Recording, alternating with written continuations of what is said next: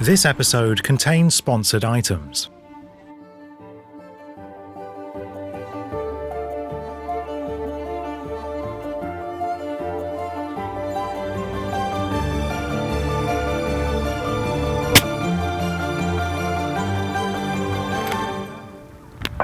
Before you go, subscribe, like, and comment. Click the bell if you want notifications of new episodes.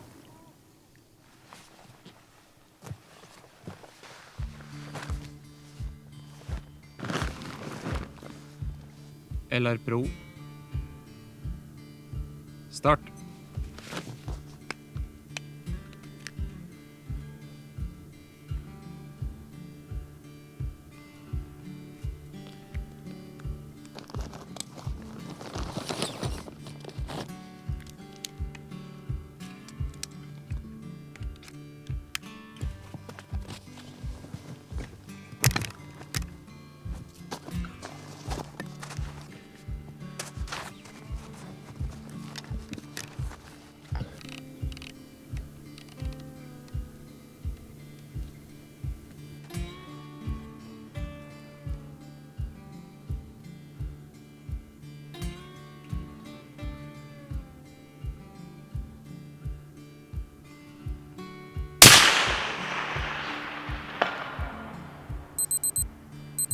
That's a rather marginal hit, but I think it's fair to say that unpacking my rifle from the backpack is a bit too much for the long-range proficiency test.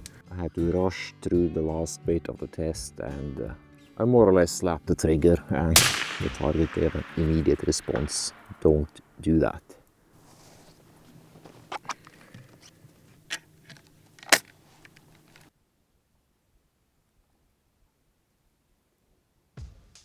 .540, 35. That's 540. And we'll adjust the parallax. That's sharp. Natural point of aim. Close the eyes. Open the eyes and we're on the same spot. So this is a position I can shoot from. Eyes, mirage.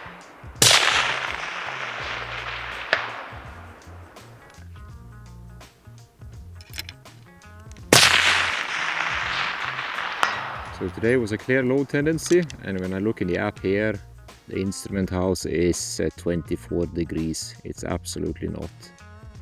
It's 18. So let's override that.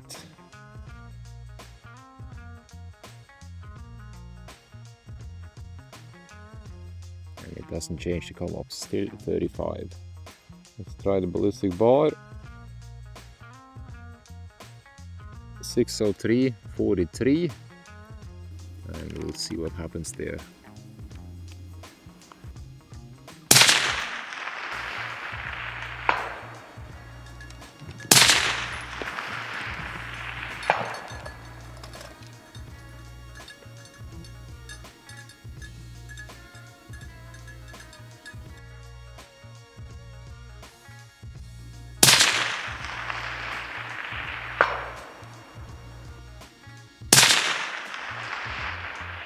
So this is what happens if you return focus to the trigger and the fundamental marksmanship.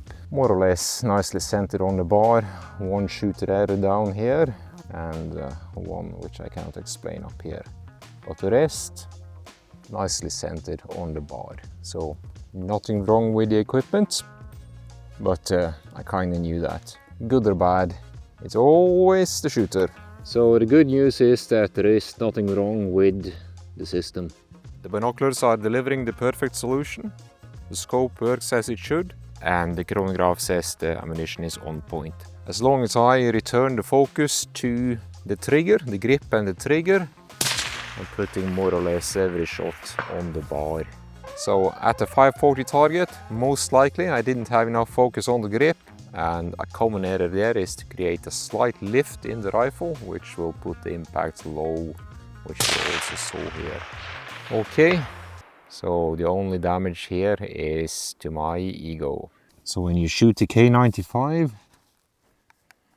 you want to have the trigger figure 90 degrees in on the trigger and put it straight back, so there is no sideways movement in the rifle. So you also need to be a little careful with the thumb, because if you fold it over the neck here, it's very easy to get some tension in the muscle and you'll start moving the rifle sideways. And the same thing, if you squeeze with the whole hand, it's easy to start lifting the rifle and bring the impact down. That's what I did. So get the finger in, get the thumb on top of the screw here, and just fold the hand like a hook and bring it backwards to the shoulder. When you have a firm shoulder contact, you start squeezing the trigger finger and the thumb, and you're bringing them together. And this will be an absolutely neutral trigger pull. Now, some of you might have noticed I have a sling on my buttstock, and some of you will also be wondering what sort of sacrilege is this. I want to be lighter and I need to carry the rifle securely, both for going up mountains and also for riding horses. It's actually a clip that goes to the backpack here, and it's the lightest and fastest way I have found to attach the rifle. It simply clips into the hip belt and you are secured. I'm not going to trust that one clip. I have a second one up here, and that's going to be attached to the barrel. When you want to get it up, it's in a natural position, easy to clip off, and I can pull the rifle straight out like this. So it just solves one of the problems I have, which is to secure the rifle in the lightest way possible and at the same time be fast. This part here is just a bungee. Put the rifle in and clip it on. Now, as you might have noticed, I am a big fan of bipods, but it's not always possible to use them. So a lot of you mountain hunters or backcountry hunters are already carrying a very good shooting rest. The principles of marksmanship is no different than anything else when you are shooting from a backpack. Now, one tip is to pack your gear in a bag and compress it. You have to understand where your backpack is stable and where it's going to be wobbly. And because I have compressed my backpack to the rear, this part here is always going to be stable. So that's going to be my shooting rest. Most of us are right-handed, so you want the rifle in your right hand and you want your backpack in your left hand. You want a stable bit here over on the left hand side, so if you need to move position, you have access to this bit with your left hand. And the principles for shooting with the backpack are no different than with shooting with the bipod. Normally, I would identify that as the spot I need to put my bipod. Since I don't have a bipod, or that piece of ground is too low, I'm going to put the backpack in instead.